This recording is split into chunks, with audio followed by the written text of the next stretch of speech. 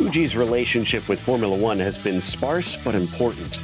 Deciding championships and often wreaking havoc with its weather, it is the type of track where you have to be ready for drama. Will Costa be able to avoid an upset today and carry on his dominance?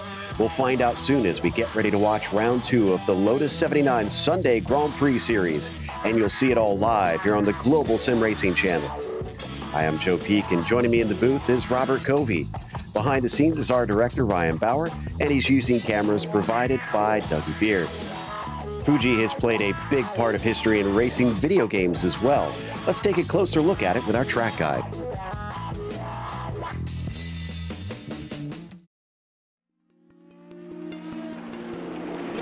Welcome to Fuji International Speedway. Built right at the foot of the picturesque Mount Fuji and a mere 1.5-hour drive southwest of Tokyo, it certainly resides in a prime location.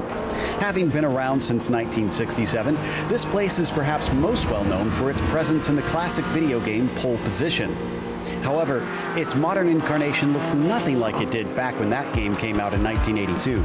At just under 3 miles, or 4.5 kilometers, its 2 layouts have 14 and 16 turns, which is significantly more than what it started with.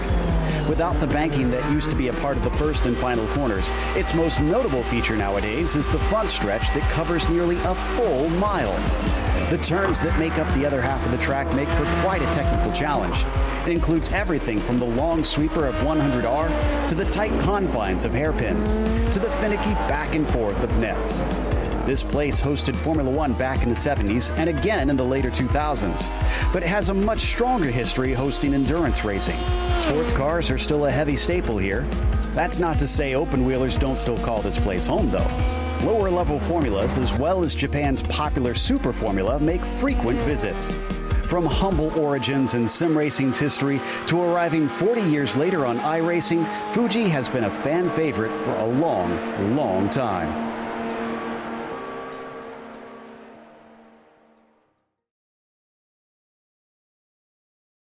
Well, Rob, this place, it might not look like it did in the 70s when F1 first came here, as these cars are from that era, but I got to say, it still is going to put on an interesting show with them. Yeah, this one's really going to test the drivers. The track has the long, fast straightaway on a downhill into that hairpin, Daiichi, and a lot of drivers have been saying if you heat the tires up, you're going to go right through that corner. It doesn't help matters that we've got at least 3 very blind corners. That if you miss the apex, you're going to watch that. You hit the apex and you go into an off camber. So if you miss your apex, you're probably going to get an off track or do some serious damage to your car. Yeah, so we'll have to watch out for that for sure here today. But let's take a look at the championship after the first round. Ronnie Costa gets himself another perfect score over Timothy Reed. But Reed's been looking like he's really picked up the pace lately. In fact, he took a win over in the Camel GT series, a very similar car, the Nissan. So we'll see if he can manage to carry that on here today over in the Lotus 79 and try to challenge Juanmi Costa. Kimo Viekainen also had a good run, and Jack David Spickett has shown himself to be picking up some pace lately, so watch out for him. But we'll see what today holds in the end. In the meantime, Rob, we also have the F2 drivers standings, and this is for drivers 3,000 I rating and below. Yeah, we've got Andrew S. Thomas leading it with 42, with Pablo Suarez not far behind him, and Bjorn Ackerman, both of them right up there. It's going to be a pretty tight race, very close in the standings. Miguel sitting in 5th with only 13 behind the leader. Then, of course, for today's race details, we've got 25 laps for the drivers here in round 2. Now, it's open setup, and we'll be talking to Rob a lot about that. Drivers will probably want quite a bit of top speed, but there's some very long, fast corners here, too. So I'm kind of curious what the consensus is the way to go. No spare car, though, if you wind up with damage. And you heard Rob mention that they've got some of the taller apex curbs around here that you probably don't want to clobber. So drivers will have to watch out because the underside of these cars are very low to the ground. Now, drive-through penalty at 17 incidents and a disqualification at 25 means you got to keep it between the white lines. And with all the paved runoff, it's going to be easy to abuse those track limits if you are not careful. Meanwhile, we're going to check out the qualifying here. Yet to have anybody set a time right now, so we're watching on board with Cam Porter, who's going to be our onboard camera for today, coming up through this last section. Rob, you were telling me before we came live just how tricky this last part is. Yeah, if you notice as he entered that corner, it's off camber. So one, you can't see the corner until you're almost right on it, and the car will slide. And this coming down into the first straight, you're going to get a lot of speed. You're really going to go. You're going to be confident, and you're going to be like, okay, I want to brake late. I want to get as much out of the car as I want. But with that downhill and a sharp hairpin, you have to be cautious. So your first few times coming in, including Cam, and unfortunately he's the last of the times right now, but only 8 of them are on the board. Costa has the provisional pole. It's about a quarter of a second over Timothy Reed.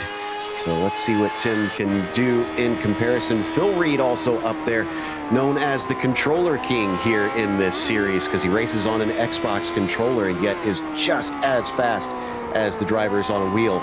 Very impressive stuff. Gernot Frische back once again. Usually qualifies a little bit later than the other guys, and since we do have a bit of cloud cover, I wonder if he's waiting for the track to continue to try and cool down and get that little bit of an edge here. He's got enough time to get both of them in, it looks like, Rob. Yeah, he should have enough time to get them both in. I was just going to mention too, the one thing about this track is this configuration doesn't have the chicane. It's got basically a kink with a downhill, quick transition to uphill in the kink, and you may see quite a few drivers miss that entry. Yeah, that's a good point, and that could be critical trying to come down into that last section if you find yourself kind of flying off course. Juan Costa improves on his second lap. It is down to a 24.4. Phil Reed goes quicker, but he's still 0.6 of a second behind. Juan Mi has put an absolute flyer in up at the top of our timing charts here. So what can Frische do? His qualifying has not been known as his strength over the last, let's say 3 years here in this car, despite him having numerous poles and championships and wins in this car. You can see he's still got a number 2 next to his name. So he's still got the I rating. He's still got the race pace to get the good results. But what has he got today in that green Lotus?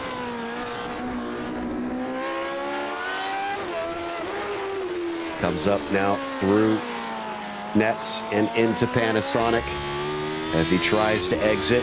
It's not looking like the quickest of laps, though, from what I'm seeing. But sometimes the timing and scoring can lie to us a little bit there, depending on what data it has. As he brings it down to the timing line, it's a long ways from the exit of Panasonic. You have to wait a long time all the way up to right about here. And he crosses 25.7. Ooh, that's not looking too good. It's a 25.7. That's good enough for 8th there in that number 2 car. Let's hope that second lap is a little bit better. Sam Ryman on his last flyer, one of the top runners in the F2 Championship, has managed to make it up into top split here today as he brings it through the last few corners, climbing up the hill, looking for a good exit. And I am showing him improving here. Yeah, this track, if you miss an apex, it's going to bite you. It's going to take time out of you. If you can catch those apexes, especially the late entries, the late apexes are the ones that are really going to either give you time or take it away from you. 26.6, that's an improvement, and he's going to jump up to 15th with that second lap. Gernot Frische, the only other driver that can set a time here is Jason Clapper, as usual, has elected to start from the back of the field. So Frische clocking it about a half second quicker, I'm seeing. That'll put him up a couple spots, but it's not going to be pole unless he has an incredible run out of the final corner. It doesn't look like it's doing him any good as it's dropping now to only 0.4 faster. Let's see what this is going to do for him as he crosses the line. 25.3, that's going to be up to 4th place, second row not too shabby here as he completes his qualifying, and that is it for our starting grid. So up at the top spot, Juan Costa will be on the pole. Phil Reed starts next to him as Timothy Reed will begin from P3, and Gernot Friesche there at the last moment has put himself into fourth. Kimmo Viekainen, he'll start from P5 as Juho Reina will be in the sixth position. Mimo Moreno will start from seventh as AJ Roper will be P8. Then it's Taro Dahlberg in the ninth spot, and Timothy Vaughn rounds out our top 10. What's the next few look like here, Rob? So in row 6, we've got Nathan Finnegan at 11th and Victor Santana beside him in 12th. We've got John Stevens and Tim Britton pulling in row 7. Samuel Ryman in row 8 alongside Barry West. We have Keith Herner and Miguel Moreland in row 9. And bringing up the back, we've got Cam Porter and Jason Clapper in row 10. So 20 cars here today in our top split. Decent-sized field as we wait for the clock to tick down and them to start to grid up. Looks like they already are heading out onto the grid. 97 Fahrenheit, about 36 Celsius, and 11 mile per hour wind. That's not too stiff, but curious to see if the overheating of the tires will be a problem with it being, Rob, close to about 100 degrees out there.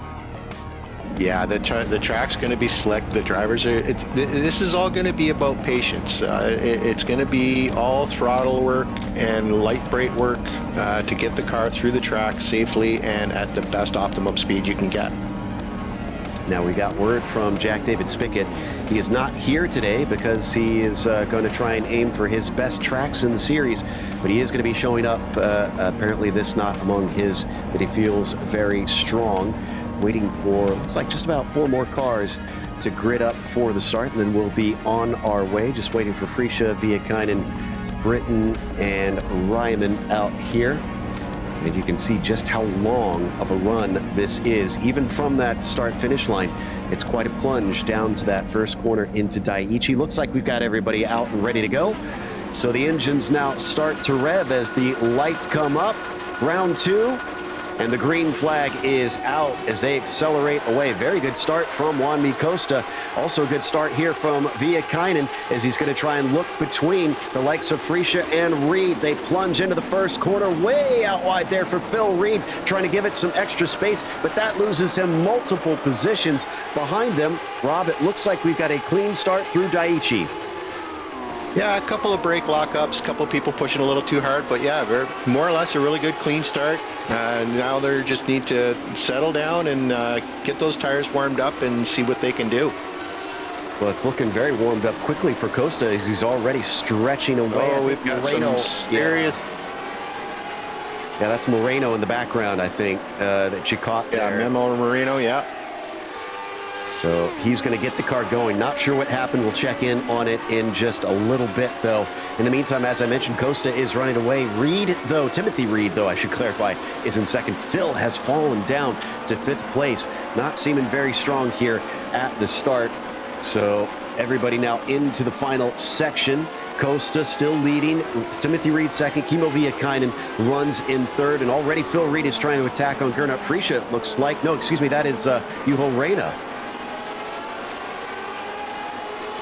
And it looks like that's Reina actually overtaking Phil Reed coming out of Panasonic. So he is now on the re-attack is Phil looking to the inside. And unfortunately, some connection issues from Juho has made this just a little bit sketchy as they come down into the braking for the first corner. Behind them, that's AJ Roper taking just a little bit of a peek. In fact, he might be able to snatch the spot away, but no, shutting the door. Juho Reina is going to be able to hold on to 6th. We come down to what happened here for Mimo Moreno. It looks like Robbie was already off coming out of Coca-Cola, and then does he have further problems? Ooh, did he get help there? Yeah, it looks like he got the turtles there on the entry, probably loosened him up a little bit, but he got a little help from the 7 there, kind of pushed him around a little bit. So this is Nathan Finnegan.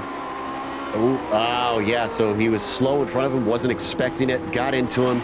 Finnegan took to off track. He was able to at least make the corner, although it looked like it was scary for those behind him as he plunged into that corner. But he makes his way out. He's currently sits in 10th position right now. And then we're watching a replay with Sam Ryman. Is he one of those that had to really take a big avoidance here? Yeah, he had to slow down to try and keep out of trouble. Yeah, and that's the thing is with this track as well. With the some of these corners are pretty blind once you get to the apex, and if somebody has spun in front of you after that, I mean, you don't have a lot of time to react to get out of the way. All right, we are back on our way, back live, and Freesia running in 4th here, trying to chase on Viekainen. Not quite close enough at this stage. Viekainen, though, is trying to peek on Timothy Reed just a bit. Meanwhile, back here, looks like we got a battle in the mid-pack. That's Barry West and Keith Herner. Herner just ahead of that number 13. Oh, trying to cover him off, but the door is open.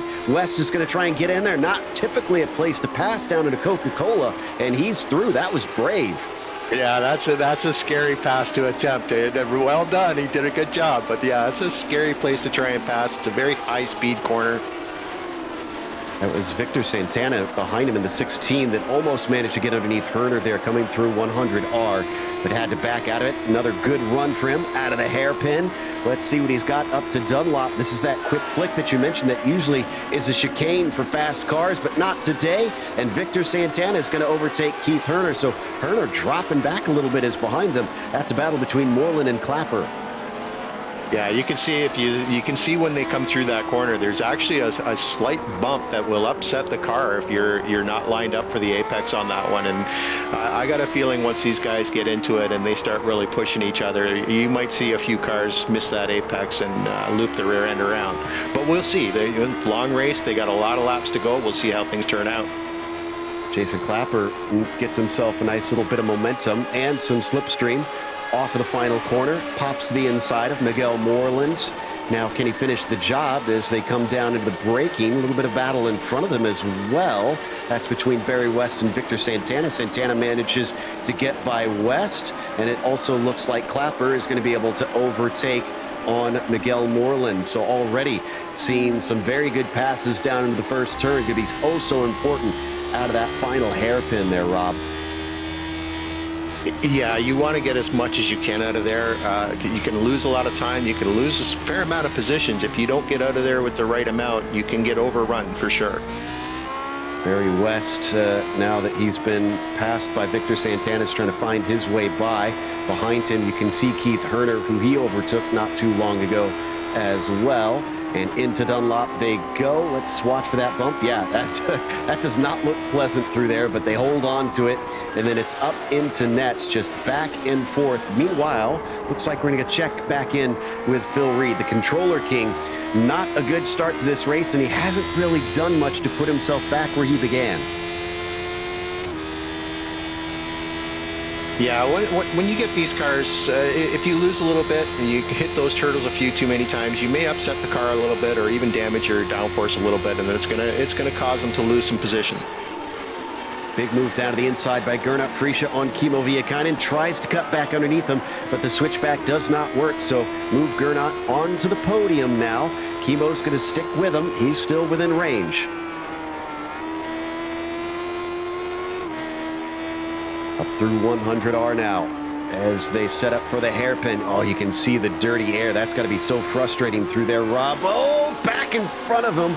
Late move back to the racing line by Gernot. That opens the door here for Phil Reed. He's going to stick his nose in, and he's got a good opportunity. What do you think? Is he going to do it down at a Dunlop? I don't know. It's risky, but he may try it. Couldn't quite get the overlap. Yeah. That bump, if you try it, if you catch that bump the wrong way, it's just going to ruin your race. So he's got the apex here, so he's back on top of him. Still with it though, and I wonder what Viekainen thought about that move down into the hairpin, because Gernot Freesia, I mean, there was an overlap there, but boy, he pulled right in front of him very late. Yeah, good quick reaction. He managed to avoid that. He's got a nice slipstream. He's going to go at him in turn one here, yeah, for sure. This is Phil Reed on Viekainen. Is this going to be a second position lost for the Finn? He's got the overlap down into the first corner. Going to try and open it up as he pulls off as close as he can to the outside. They swing it into that downhill right-hander. Oh, a little bit off the corner. Slips up the rear tires. Looks like Viekainen's going to have a chance to re-attack. Will he be brave in a Coca-Cola? Nope, he's not quite as brave as we saw Wes do earlier. Yeah, you got to have a lot of confidence in the car if you're gonna try and attempt that pass. I admit, good on him. You know, just okay. You know what? Long race, back it off. I'll get him later. Really good decision on his part for that.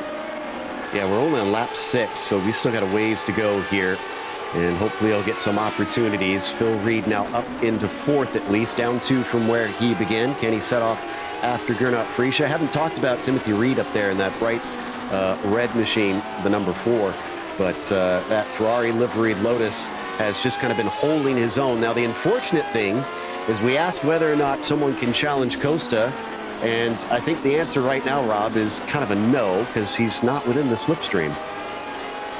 No, and Costa's, I mean, he just set another fastest lap, so he's comfortably, whoa. Yeah, we got a problem for Tim Britton here. He seemed to have had some sort of spin coming up in the nets. Let's see if we can figure out what happens. We get the curb here. He makes it through Dunlop. He's trying to defend a little bit. And, rear goes around to the 7 for the second time today. Is going to run into another car. Yeah, he's not having fun. He's nothing by his own doing. He just keeps getting caught up. But yeah, he just got on the throttle, I think, a little bit too early there, and he just spun those rears right up. And to the credit there of Finnegan, that looked like a little bit of netcode that hit. So, yeah, I don't know what he could have much done to try and avoid that any better. He tried his best to try and get away, and he is still running a 9th, but he's not enjoying how much the nose of his car has been having to do the work today. Yeah, he's probably lost a little bit of downforce, and I mean, Costa's just set another fastest lap. We're only 6 laps in, so he's really got his foot down. He just wants to get out, take as much room as he can, and he'll probably let it, slow it down a little later and just, comfortably drive around the track if that's what he wants to do. Now, this is interesting here. We've got a helmet cam shot here for Phil Reed, and we get a chance to see what it looks like racing with a controller. We have to remember, it's not just the wheel, but the throttle and brake are different on that. So I'm kind of curious to listen and watch to see what it's like from his perspective. I'm back in the day, I used to race with a controller, and I know lots of guys that, if you've got a really good controller and you've got it set up right, you can drive just as good, if not even sometimes better, than somebody that's sitting at a full sim rig with a wheel and pedals, and it's just all about control and how fast you move your fingers. Exactly. And he's sometimes said that he feels like it's actually easier to catch slides with the controller. And he's had some really miraculous saves we've seen over time. But yeah, if you wouldn't have told me that he is on a controller, honestly, I don't think I really would have been able to tell the way that he's racing this car. This looks very smooth. And coming down through Dunlop, yeah, there's a little correction there. Yeah, we've got a pretty good battle here going for P15. It looks like Taro and Miguel are swapping positions back and forth here. Yeah, that's back in the pack. Miguel under attack by Cam Porter, one of our onboard cams here. Let's check in with him. Definitely has a controller and the old school H pattern shifter. Yeah, I like I said, I took this car for a run, and I have the full H pattern shifter, and I like cars where I can actually utilize it. And this is actually one of the cars where if you have the H pattern shifter, it helps you because it makes you be a little bit more cautious because you've only got one hand on the wheel when you're shifting.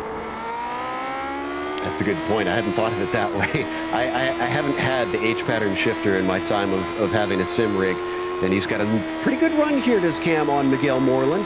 Let's see if this is close enough down the straightaway as they pick up speed, 170 miles an hour here, flying down the run towards turn 1. Big defense from Miguel coming into the first corner, and that's going to hold back Cam unless he can pull a nice over-under, but nope, doesn't look like he's got that on the cards right here.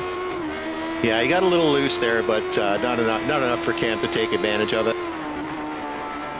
back through Coca-Cola. That gives a good idea of how quick of a flick it is through there, and then how long it is coming up through 100R, climbing up the hill into the hairpin, and a little bit of different lines between himself and Miguel Moreland as they swing through that corner, but they all come out even here only on lap 9 of this race, and still plenty left to go. Miguel Moreland holding on to that 16th place.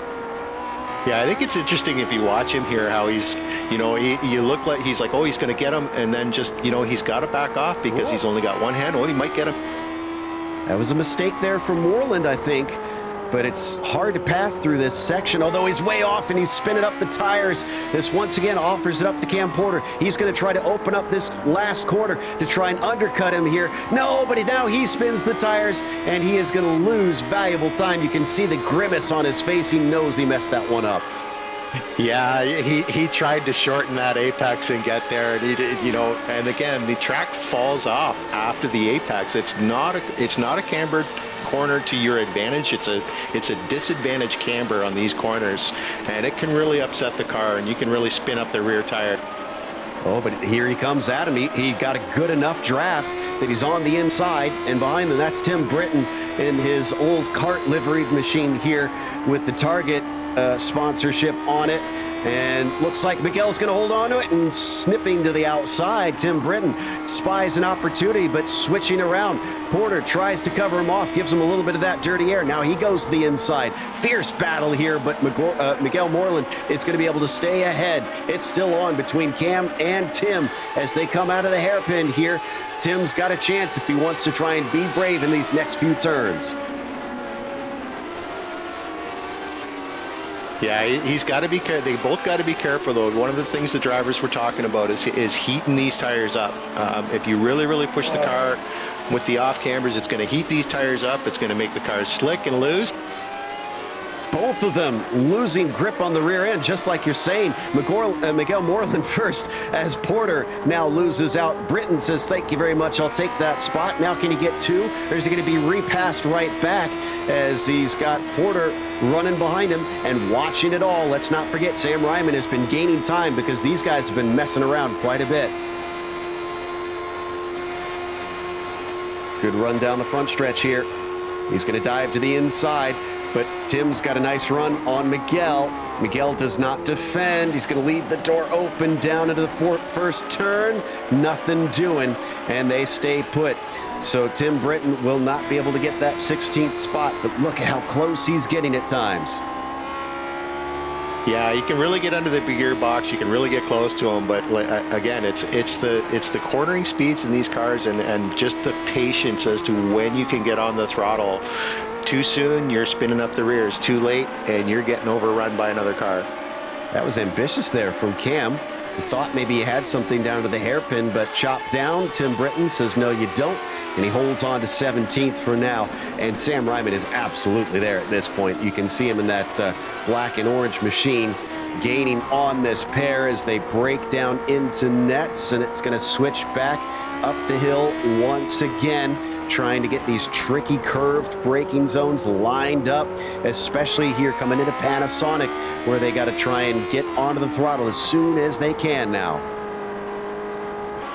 Yeah, good. Most of them got through there pretty clean this time around. I think they've all just settled down a little bit, said, okay, let's cool our tires down. Let's take a minute, take a breath, and we'll go back at it shortly. Moreland's actually running away a bit because of that. Meanwhile, Jason Clapper, biggest mover in the race here, up 9 positions, and he's got Victor Santana just in front of him, coming up into the second part of the lap here, where it switches back once again through 100R. Look at how tough it is to try and hold on, but he does a great job. In fact, gets a run, but he can't quite do anything with it. Yeah, we've had some, Mick Marino's not having fun here. He's done a little bit of a damage to his car. He's spun it around. He's not having a good day so far, unfortunately. Now coming into the last part of the lap in front of them, that is Nathan Figgin, who we saw have his own woes in this race, but is keeping himself clear of this battle. The McLaren liveried Clapper slides on his way into nets and can't quite keep it tucked in behind Victor Santana. That might have saved Santana a pass here on the front stretch. But Phil Reed versus Gernot Frischa. Frischa able to keep himself at arm's length. Oh no, we've had a problem for Miguel Moreland. I was just going to say, that looks like he's had an issue. So he's going to lose all those spots that he was doing such a good job. And look at him slide off the corner. He's definitely been heating up those rear tires. I don't think that car is happy right now. Yeah, I mean, he spent a lot of time looking in his mirror. You know, it's probably just pushing and pushing, and it's just a little bit too much. Car just refused to hold on, and thankfully everybody was able to avoid him as he only slid about halfway, about 90 degrees prone across the track, and he gets it going once again. I can report, as we didn't see it, but he just slid his way into the first corner as well. Not having fun here, and we're only halfway through. But Phil Reed has cut it down to about half a second now, and they've also got Timothy Reed within sight here. It's about a second between themselves and that number 4. So this could get interesting for second place, even though Costa has scampered away. Yeah, and Julio's putting it on Kimmo here, trying to, you know, they're pretty close to each other. If he can get a good slipstream, he might actually go at him here in turn 1 for fifth position. Coming down into the braking for Daiichi, no change there, but you mentioned it, Juho Reina over Kimmo Viekainen. The two Finns going to stay in the same positions. And speaking of staying in the same positions, they're actually exactly where they started this race, in 5th and 6th respectively. Yeah, they're basically running about the same lap times by the looks of it. Looks like they're pretty consistent, the two of them. Possibly just, you know, hey, let's run together and just save our tires and go at it when we get near the end. Cam Porter back on board here with Cam Porter. Took a big look down there into the first turn. Looks like that one's not going to work out this time. Tim Britton has lost 2 from the start, but Cam has gained 2 from where he began, and is trying his best to make it another on the list, but looks like it's a bit of a struggle here, as he has been on the attack on Tim for quite some time, but haven't seen him be able to make the move, and he's been looking down there into the hairpin a few of those times. We've seen him take that little poke, but never really be able to actually get the overtake done. Yeah, it's again, the corners here are so sketchy. You really got to have confidence in the car and what it's going to do. And you can see how they slide through that little kink. And you got to grab the car back and get in and hit this apex, or you're over there on the left-hand side near those turtles, and it'll really upset your car. Coming up a little bit tighter down to the apex there through nets. Let's see if he can do the same here through Panasonic. Oh yeah, much cleaner. And it's looking like he might have a good chance at the pass coming down to the first turn, as long as he's got the straight line speed in comparison to Tim. Yes, he does. He's got plenty of it. Tim's going to defend as they fly down towards the first turn into the hairpin of Daiichi. He's going to try his best to see if he can hold him off. Could we see an over-under? It looks like earlier braking for Cam Porter. No, he can't get it done. Yeah, I think he just stuck his nose out, said, well, you know what, I might be able to do it. And then, you know, rather than taking a risk, he says, okay, these are the areas I can catch him. And I think he might just be setting it up for a little bit later on pass. Speaking of setting somebody up, Phil Reed's getting ever closer to Gernot Frischa. He's got a good run once again. Now, I saw him do this last lap. He was pretty darn close. I wonder if Gernot has trimmed out the car here, because I'm kind of surprised. I mean, look at it. He's not gaining on him, and he is well within the toe. Yeah, he must be running a really loose, really light downforce, which is really unusual here. But yeah, he's really got the straight line speed to hold him off. But you can see he really gets him kind of coming into the braking zone and through the corner. So yeah, he might be running a little bit less wing. Coming back through Coca-Cola into 100R now. And that livery on the Lotus, that Martini, was from, I believe it was either 80 or 81. I might be wrong on that, but not as commonly known one. But I do like the way it looks here on the 79, which was just a couple years earlier than that. And still trying to hold off Phil Reed, sitting behind him here. And this is where I think that Reed's just got that extra downforce, because he keeps getting close here. But unfortunately, these are just not as easy of a place to try and get that pass done. Yeah, I think you can see him. You can see his Freesia, his front end's washing out a little bit on him, so he might be a little bit loose, a little bit lighter on the front downforce of the car, so he just can't brake and turn just as tight as Reed can. Reed just has to find the ability to take advantage of it before this straightaway where he just walks away from him almost. This has got to be so frustrating for Phil. He's so tantalizingly close, and he's got to think, surely this time, and never coming through in the end. Meanwhile, a pass that did get made was Viekainen losing out to Juho Reina finally. He had a bit of an issue. We talked about how tough it is to pass through nets. Well, it takes a little bit of a mistake. You're going to see this bright blue Raccoon racing car just get a little bit loose here.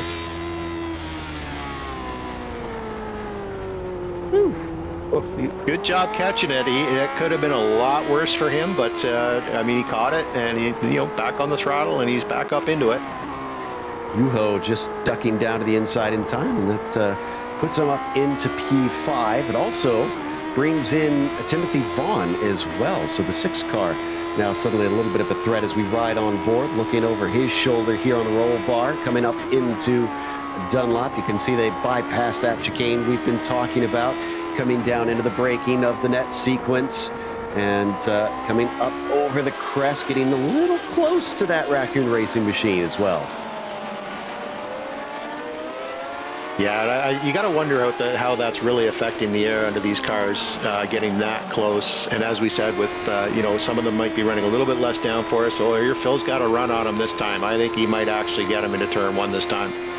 Yeah, this is looking a lot better for him, and he's going to get the inside. His Gernot does not completely shut the door. What's this going to mean? Down into the hairpin, both of them braking as deep as they dare, and Phil is too deep. He gives it right back, and Gernot sneaks back through into the podium position.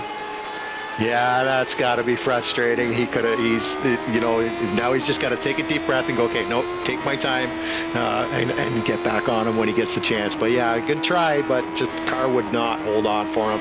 Yeah, he got the 1 run. Surely he's going to be able to get it again before these 8 laps are over, if he can just regroup and try and gain where he's quicker in this car. Meanwhile, Vaughn trying to gain on Kimmo Viekainen, but seems to have a tough time. What happened to Barry West? Did he just slip up the rear tires there?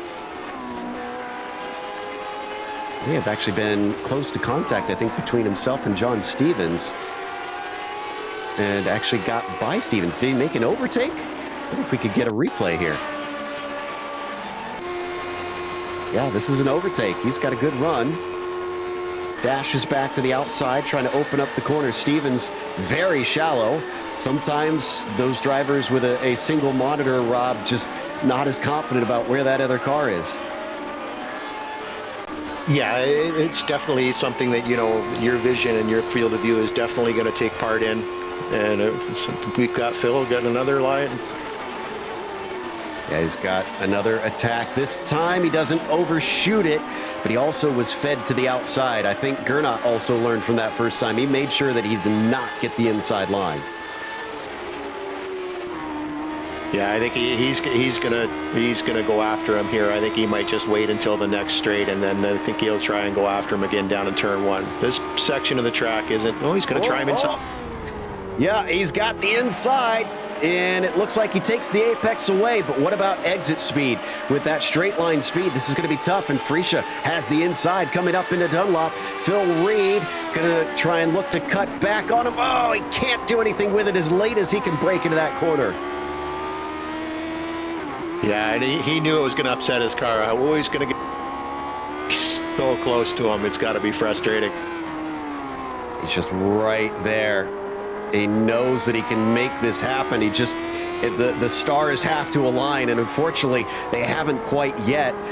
And a credit to both of them. I love the clean racing that we're seeing between them here, Rob, because Phil Reed could have easily been more aggressive, been a little bit rude and shoved him aside in some places, but he has not.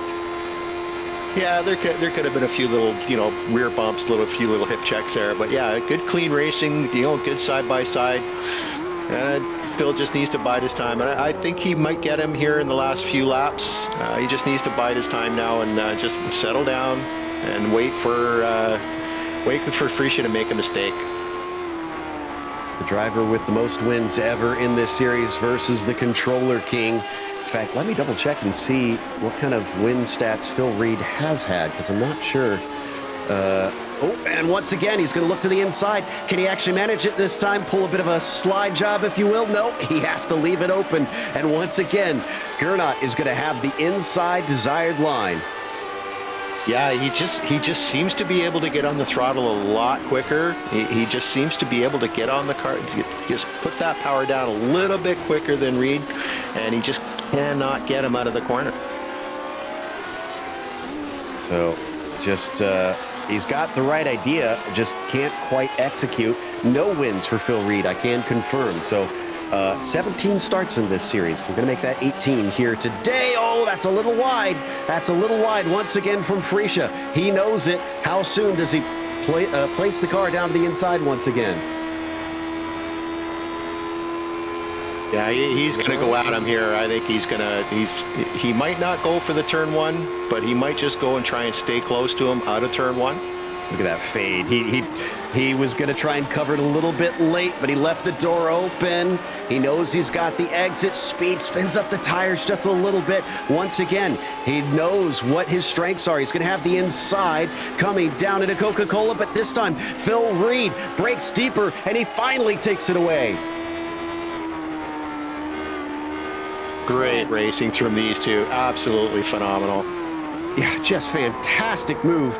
That was many laps in the making, and I think he knew what he had to do, but still he's struggling. Phil Reed spinning up the tires himself now, coming off the hairpin, trying so hard to pull away. He knows that Fuji has a quicker car in a straight line. He's got to try and make a gap now, because if he is anywhere close to him on the front stretch, he's going to be a sitting duck. Yeah, you can see him slipping and sliding there a little bit now, and that's the point of you've got past. And I mean, as a racer, I know myself. Somebody passes you, it's like you want to get on it and go get them, and sometimes you can't do it. You got to give the car a minute and before you go and get them. And Costa's just, I mean, he's just having he just ran another fastest lap of the race with 4 to go. 124.8. He is just completely around this track. He's got this car hooked up. He doesn't seem to be loose at all. Just in, and all his exits seem to be nice and clean. Entries nice and clean. Hitting every apex. Yeah, he's got 10 seconds over Timothy Reed as we watch Tim Britton here. Whoa! That was quite a bit of gain under braking, but thankfully they do not make contact. This is Keith Herner just in front of him. Keith has been having his own issues throughout the race. We've watched him lose a couple positions throughout. Is he got another one that's going to go by the wayside here? Oh, he's got a big run on him. This looks like an easy pass for Tim Britton. So that's going to move him up into 15th unless we get a fight back down to the first corner here from Keith Herner. Nope, they just can't outbrake him. So that's going to be Tim up to P15 now with 4 laps to go. By the way, Phil Reed did manage to break the gap, and Fuji is now about 1.5 seconds behind him. So Phil now up into P3 and solidly through. Up to John Stevens here. That's Barry West. Barry we've seen a fair bit of in this race. John Stevens, way off the apex. We haven't seen quite as much as. Yeah, you miss the apexes here. This track will punish you. Just even if you're, half a tire off the apex, you can see that bump through there. And that's going to drop him back from Barry West, who himself has a little bit of a slip up there coming into the final section of the track. Timothy Vaughn in the meantime. That's Kimmo Viekainen just within touching range. Juho Raina's starting to dash away from the pair of them. We're down to 3 laps to go. It's becoming do or die time, Rob. Yeah, and this is going to be the scary point. It's going to be, this is where the guys are going to heat their tires up. This is where they're going to break it deep. This is where they're going to try and make the corner a little quicker, and it could be very interesting. Look, Vaughn's just been following Vikinen here for a little while, just right within reach. So we'll think he might see if he can get a good exit out onto the front straight and see if he can catch up to him down into turn 1. Ooh, side by side. Speaking of down into turn 1, this is Keith Herner versus Cam Porter. Cam's going to keep the spot, and Keith is going to have to give that one up. So Cam just smooth as you like with his somewhat recently new sim rig seat. Used to race in a seat notoriously that kind of had a bit of a rock to it, and we always called it the rocking cam because you kind of see it waving here on his onboard. But now, even though it's got a little bit of a shake to it, it looks a lot more solid, and I have to say Cam's been running very well recently, so I think it's upped his game somewhat. Yeah, and you can see the focus he's got there. Just straightforward, just go, go, go, and get whatever you can out of this car and out of this race. Just a couple more laps to go. Ooh, who was that in front of him? And a little bit of a battle here coming up into the final corner. This is John Stevens versus Barry West versus Tim Britton, and Barry West gets a very good run here down to the inside. Longtime veteran in this series is Barry West, but he's going to have to deal with 3 wide. Does he have this experience here? Because Tim Britton is feeling brave with 2 laps to go. Can he make the pass on both of them in one straightaway? 3 wide still coming down into the apex. Who's going to have to give way on this one? None of them willing to, although eventually it looks like John Stevens has to fall back. Meanwhile, Barry West is going to be on the outside into Coca-Cola. Tim Britton, can he hold on for 2? Yes, he does. Brilliant move for the number 9. Yeah, he caught a huge pull with the 2 cars side by side, and it just gave him a ton of speed. Beautiful move to split them up and just take both of them right down the middle. Fantastic stuff. But we're on the last lap now. Juan Costa, at least he is. Everybody else is still trying to play catch up back there. Juan Costa on his last run around as we give one more look on Cam Porter here.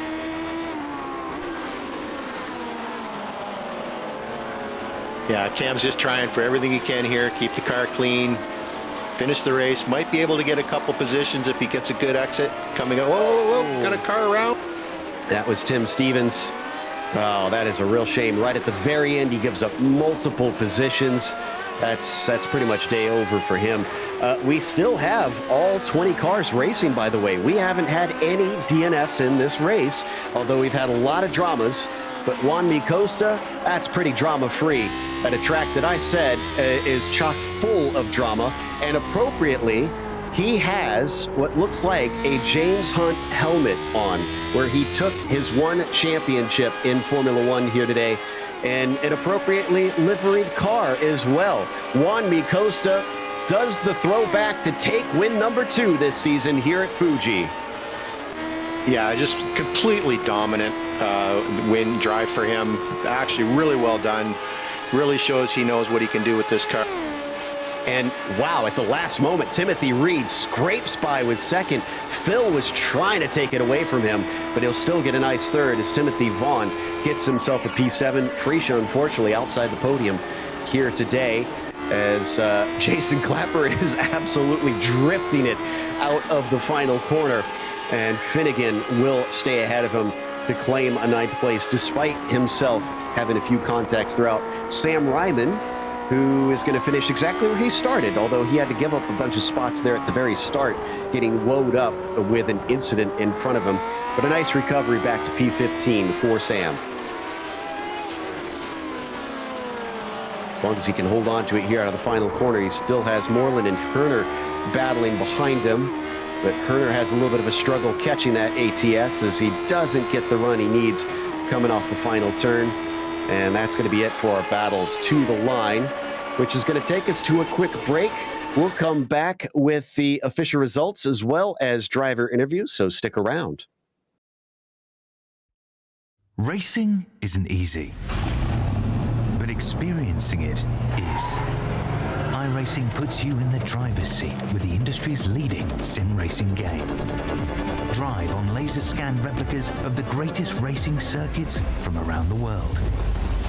Go head-to-head against other drivers chosen by skill-based matchmaking to ensure competitive racing at every level. Compete across all your favorite series. In officially licensed cars, engineered to deliver the most accurate driving experience possible.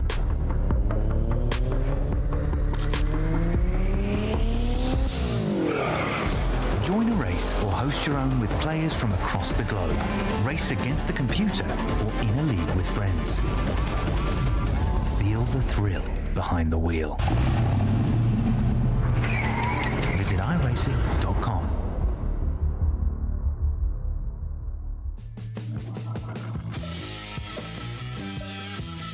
Welcome back to Fuji. We had a great round two here for the classic Sunday Classic Grand Prix series, and Juan Costa wound up with the win, looking like nobody could touch him today. 12 and a half seconds over anybody else.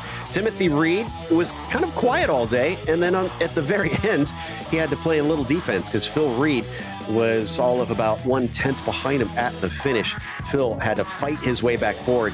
You have to wonder what could have been. He messed up that first corner and fell way back, but he still got a podium today. Gernot Frische wound up fourth as Juho Reina climbed up one spot to get a P5, and Kimo Viekainen fell down one and finished in sixth. Timothy Vaughn was seventh today as AJ Roper hops over from the Porsche Owners Club series. So we tend to see him over there, and he races in an older car, finishing P8. And Nathan Finnegan was ninth despite a couple contacts out there. Jason Clapper, our biggest mover, climbing from 20th to 10th. What's the rest of the field look like here, Rob? Oh, we got Victor Santana who comes in 11th. Taro Dahlberg in 12th. Then a bit of a break between the drivers. Then we got Barry West in 13th. Tim Brighton brings up 14th. We have Samuel Ryman 15th and Miguel Moreland in 16th. Keith Herner in 17th. Cam Porter, poor guy, he fought so hard, lost it in the last one there, brings in an 18th with John Stevens in 19th and Mimo Moreno in 20th. And that's going to take us to the Controller King, actually. Phil Reed is going to join us to have a little bit of a chat here in the number 3 car. Let's talk about the very beginning of the race, Phil, because that kind of set the tone for you. What happened into the first corner? I misjudged it, plain and simple. I was focused on thinking, okay, it's first lap, but we're starting to go, so we're not going to be going to turn one as fast. So I'm thinking, okay, I can brake probably about here, and that was about 20 meters too late. So I was able to control the car enough to not go into Juanmi, luckily. Then it just sort of, I thought I'd better avoid everyone else, try not to spin, so I went wide instead of attempting to make the corner. That obviously put me back into 5th. Well, yeah, I'm sure that was frustrating, and even more frustrating. Talk about trying to pass Gernot, because were you regretting not taking a little bit more wing out? Well, actually, I put more wing in just before going into the race. I didn't do any practice with it, so I literally jumped. After qualifying, I was like, I'm not really feeling, because I'd done a race yesterday, but it was unofficial, so it was just me and one other dude, and I just drove the 25 laps and I spun like 7 times, I think. And I was like, I feel like it's going to be better to be safe than straight line speed. And I think, based on how I was driving in previous race compared to this one, I think it was the right choice. And it did set up a good fight with Gernot. And then I was very close to Tim at the end. Yeah, so close to getting that second place right at the very finish. Your fastest lap, only about a 10th off of Juan Costa. If you hadn't have messed that up, do you think you could have maybe held on and tried to give him a bit of a fight? I think Juanmi would have been just a bit too quick in those early stages for me. I think I wasn't necessarily struggling for pace. Perhaps if I was in the slipstream, I may have been able to keep with him. It's one of those things that's hard to say, really. He is too consistently fast, I think, for someone like me who can be fast, but perhaps, well, definitely not as consistently. but you never know. It's one of those things where I guess I personally hadn't even thought about it. You know, being what do you say, a 10th off? I mean, that's surprising to me. I wouldn't have thought I'd have been that close, but then. Yeah, you know, it's one of those. But I say I had a really good race in the end, you know, considering where I thought I was going to be coming into here, qualifying in second, and then actually finishing the race for a starter, and then finishing on the podium and being very close to Tim, who's obviously usually a lot faster. You know, I can't really ask for more apart from, you know, maybe getting to the line, you know, a car wing ahead of Tim. Well, regardless, that was an impressive fight back forwards. And will we see you next week when we head over to Jerez?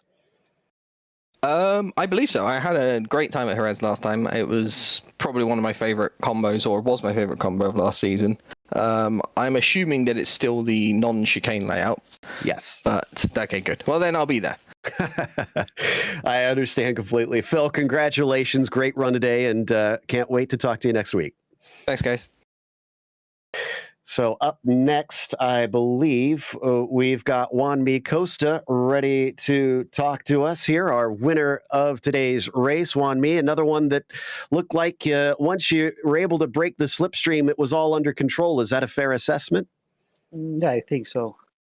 Was a little bit easier than last week, I think. Yeah, it seemed like nobody could really touch you. Phil said that even if he hadn't had his mistake, he didn't think he had much for you. Did you kind of expect that this week, or did you figure with the long front stretch that somebody would kind of hang on to you? I don't know, but it's the first time I race here in Fuji with the Lotus. And the other guys, I think most of them have made the race in the past, so I had no reference of top speed or pace. So it was a little bit on the random thing. I think I get the good enough top speed to make it alone and have a little bit extra in case of I got someone in front of me. So you've now taken, I believe, another back-to-back perfect score. It's already looking like you've got a very strong bit of momentum. Are you going to be here for your home track at Jerez? Absolutely. I love Jerez. Well, we'll look out for you. I'm sure that one's going to be just that little bit more special. And congratulations on the win. Thank you, and congrats to Phil and Tim. Congrats for the win yesterday and the Camel also. That was our winner, Juan Mi Costa. And then up next, we've got Barry West, who we saw have an incredible moment. In fact, I think we got a replay on this one down into the first corner. Barry, 3 wide coming into the turn. Were you nervous that everybody was going to make it out whole in that one? I was just scared I was going to lock up and take everybody out. But I knew where I could brake. I've changed the brake balance so I could brake later. So I was doing all right there this week. Now, we heard from Phil that he put a little bit more wing into it before he started with that long front stretch. What was the approach that you took on setup? Did you try and get the straight line speed, or were you worried about the rest of the lap? No, I just been practicing with the same setup all week. All I changed is the brake balance and the roll bars. That's it, really. Yeah, it was really good. I mean, I love this place because it suits me. If you overdrive, it punishes you. And with my age, I don't tend to overdrive anymore. That's understandable. Well, I mean, thanks for giving us a good show out there, because that was a lot of fun to watch. What do you think of how the car ran here? Because it seems to be a bit of a divisive track where some love it, some hate it. I love it. I mean, when you learn when not to use the throttle and not to use the brake, it comes to you, sort of thing. But it's just pushing those limits, and if you just push them a fraction more, you spin, and that's what catches a lot of people out. And especially when you're racing, because the only mistake I made today, I lost 2 places, one on the last corner, and that was on a different line to what I'm normally on. And if you're on a different line, it completely messes you up because of the angles and the gradients. So it's a really technical track. I love it. I love it.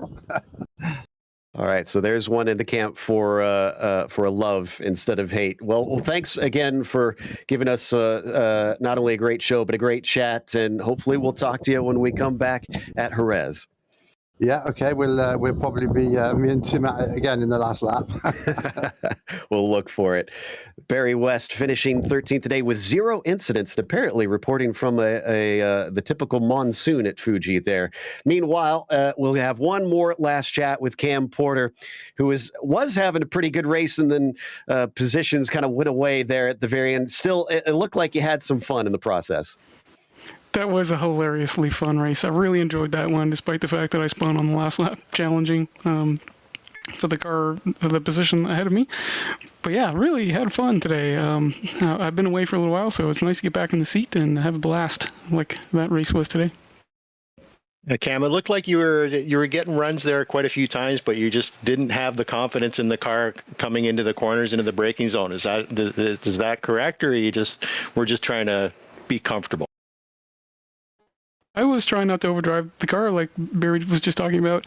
I'm not as confident on the brakes as most guys are, so just trying to keep the car under me. I was constantly adjusting the roll bars so I wouldn't spin, and obviously it didn't help at the end because I tried to do the out-braking maneuver and just kind of backed it into turn 1 and spun it.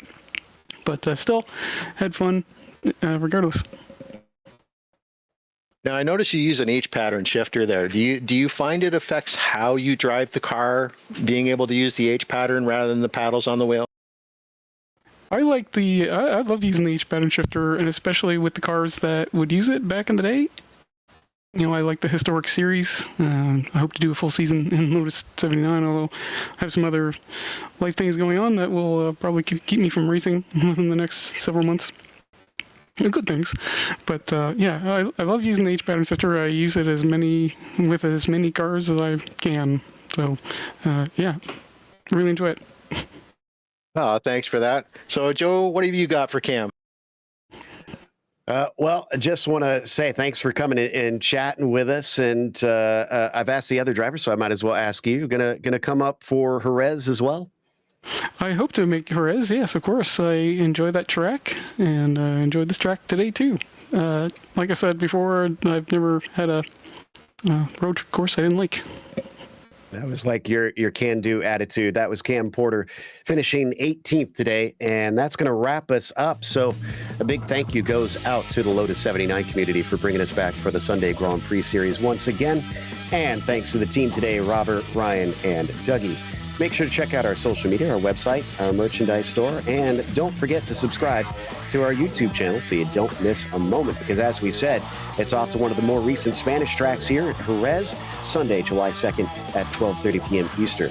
Be sure to check out our other broadcasts that we have listed here, including up next this afternoon, the MX-5 World Sim Series goes to Lime Rock Park at 4 p.m. Eastern. But until next time, race clean, race hard. We'll see you on the track.